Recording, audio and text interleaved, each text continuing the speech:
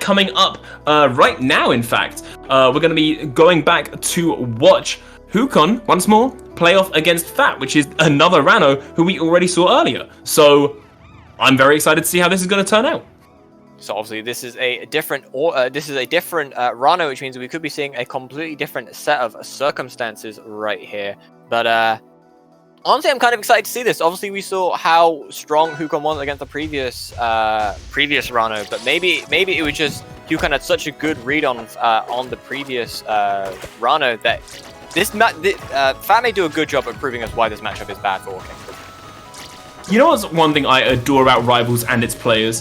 Very, very rarely does a game start and even one of the players think about just dropping down to the bottom platform and just standing there, or going for a raw parry because there's no shielding, or start charging things. It always happens that a game starts and both of them go, right, where's my damage? And I love that so much. And speaking of where's my damage, both players 30 seconds in, already both of them over 50 and not giving up. Fat finding the damage on Hukon, and the thing is, oh my god, the thing is, I think Fat plays completely differently to the person we just watched play off against Hukon, and Hukon's not going to have to effectively relearn what they're going to have to do to, readapt to this a different Rano player. Oh my god, Fat is doing a good job at exploiting Orkane's slightly weak recovery without that puddle. Obviously, puddle does allow Hukon to get onto stage for free, but it also is pretty laggy, and otherwise without it is honestly has some limited recovery options, and Fat is doing a great job at preventing Hukon from getting back to stage for free. Yeah, very, very, very true. Hukon at 97% will die to so many of Fat's options. It's one good conversion, like that one that we almost just saw, away from a lost stock. But can we talk about how quickly Fat's percent has just rocketed up? I swear his stock only just started, and now they're chilling at, make that 80%. I was about to say 70. Nope, now it's 90. Now it's 100. Hukon looking for the kill shot. God. Oh my god. What? Oh my god, Hukon teaching me all new things about this character, making this character look insane. What an insane conversion to take such a quick stock.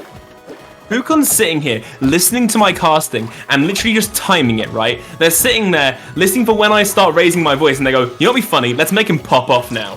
And it worked. That was a brilliant recovery, getting to an incredibly safe part of the stage, but an unfortunate parry, well, for Hukon at least, but a really good one for Fat, leads to a claimed stock.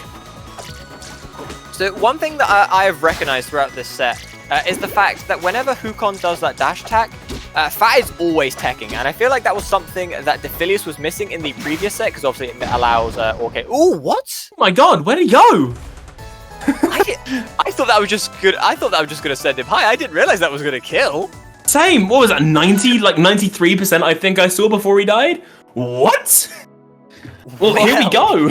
We're running it back with Hukon and Fat. Game 1 obviously going to Orkane as we just saw, and the map change. What do you think about Rockwall?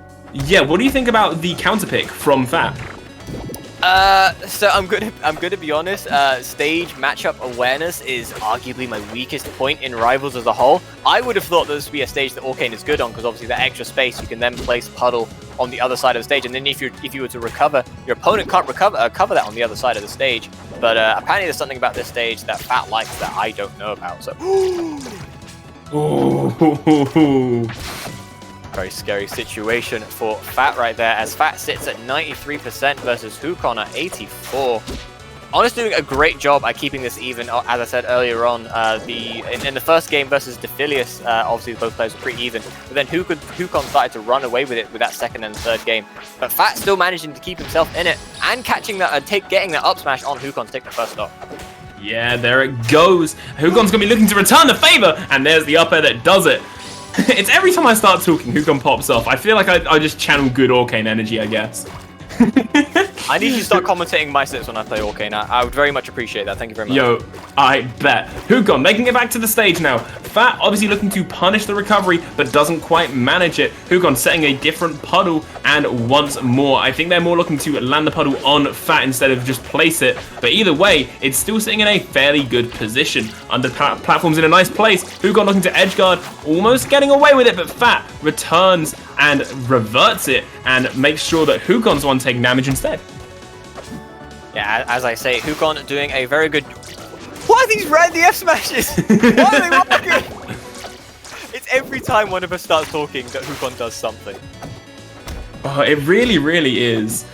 Big damage coming out from Fat already, looking to take the kill from Hukon. Almost gets him off the top. Hukon setting puddle, trying to land in a safe way, and that's exactly what they do, covering the stage and reducing Fat's options to 0, taking him off the top and claiming a fairly early stock. Hukon sitting at 123, looking to cling to life. Ooh, nice parry on the fair in. Obviously, fair is a great recovery tool as a whole, but it does have a hitbox, and so you can parry that move, and that allows Fat to take Hukon's second stock right there. Yeah, so true. Fat at 53%. Hukon starting to climb to the same point, looking to not lose too much percent to stay so they are safe and ready. Uh-oh, parry could be big. And big, it looks like it is. Getting Hukon all the way up to 70, trying to continue it on, but Fat knows when it's time to disengage and start playing a bit safer. Honestly, I think one of the things that I'm loving about this is just like the adaptation from both of these players. Obviously, at the beginning, we saw like situations where Hukon was getting such a nice read on Fat, but at the moment, I don't think either player has like a solid read on what either player are doing, because they're just so good at mixing up what they're trying to do. They really, really are. Hukon. Oh wait! Can we talk about that was a Hukon combo starter, I believe it was, that Fat just then turned around and went, your damage? No, my kill. That was insane.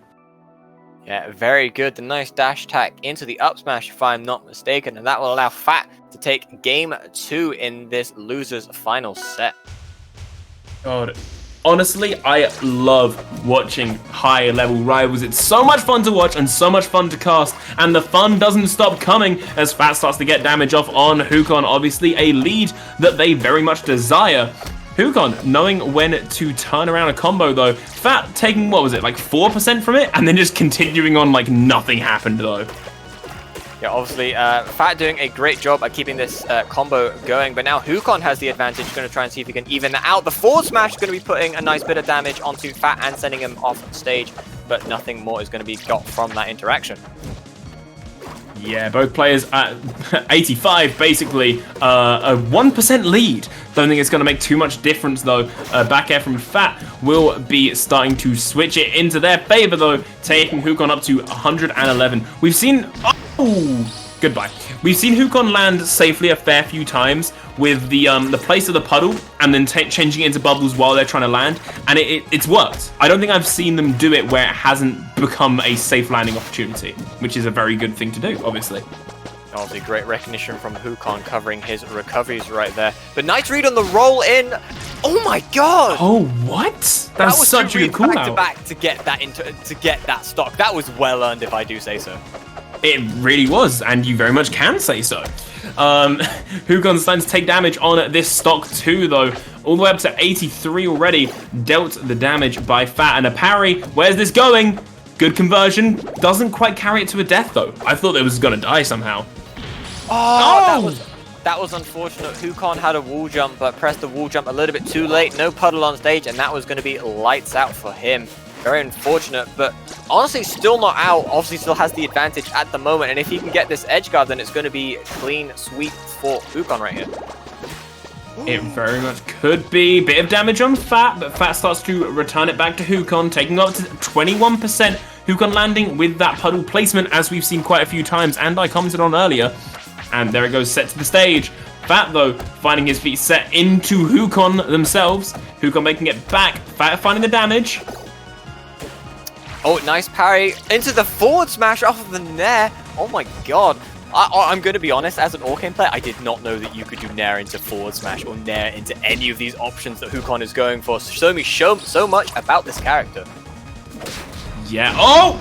And that's the game going to Fat. That is 2-1 to Fat. There's still at least one more game in the tank, because bear in mind, this is best of 5. Fat has to win one more to take the set away. Hukon, however, has to take 2 games back-to-back to be able to spin this round into their favor and visit Grand Finals, because that is what they're fighting for, ladies and gentlemen. They're fighting for a spot in Grand Finals against, I believe it was Calamari, right? I believe it was. Obviously, we had Fat versus Calamari in winner side, and honestly, Calamari put on a very clean show. I reckon that Fat wants that run back more than anything and prove that he is more than he has shown in that grand winners finals set. I entirely agree. Hukon finding the damage on Fat, and Fat finding it straight back. Both of them having a very this game especially seem to be having a very to and fro nature. One lands a hit, the other lands a hit, one lands a hit, the other lands a hit, and that's how it keeps going. Look at the fact that their percent are still very, very similar, and then that was Fat's hit, so, oh no, never mind, that time Hukon didn't find the next hit. Oh, wow, recovery.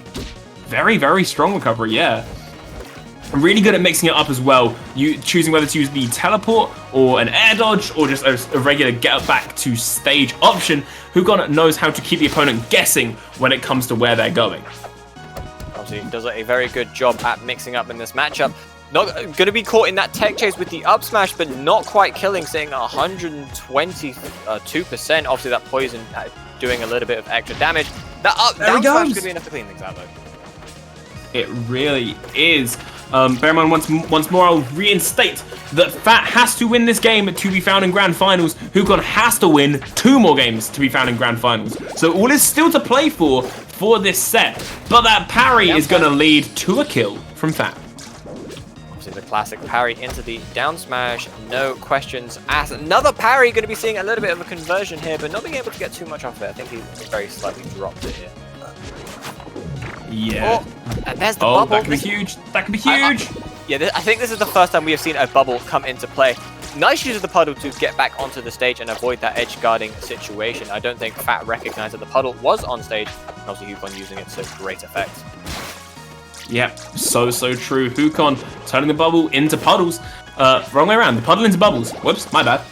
To get that damage off on Fat and to cover the recovery options.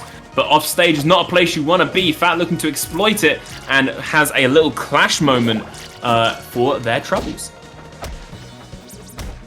Ooh, gonna be seeing a nice combo here. Ooh, that was a really interesting interaction. Obviously, seeing the Rano go for the forward air and then continue. Oh, what? What? I did not think that was gonna kill. But there goes Hukon off the top and then sends Fat right back with him. So, they're both now chilling at 0%, one stock playing one stock on a fairly even stage, I believe, for both characters. It is all to play for as Hukon finds the first few hits of this tense situation. The stage even matching the tense air. See, do you remember earlier on I was saying that this was like the closest set that we've seen so far? This is now the closest that we've seen so far. I do not think I've seen a single one of these games go to a 2-stock win situation. And obviously proving back here that we're back to final stocks, both players roughly an even percent. Obviously one combo string will separate the percents between them. Yeah, neither player really seem to find combo strings at the moment though. Both of them finding single hits! Hukon making him back to the stage, but Fat still punishes. Hukon having to go to that wall time and time again! Oh no, there goes Hukon. Fat taking the fourth and final game of the set. Fat will be going into Grand Finals to face Calamari. Hukon, however, has to stay in Losers Finals. The amazing, incredible Orcane has been left behind, and now we're going to be seeing the absolutely ravishing Rano go up against, I can't think of an alliteration to do with Ori. So Ori, the amazing Ori in Grand Finals. Amazing Ori works, right? Amazing Ori does work. But obviously earlier on in Winners Finals, we did see this exact matchup happen, and Calamari, after losing the first game, had a very clean 3-0 preceding that. So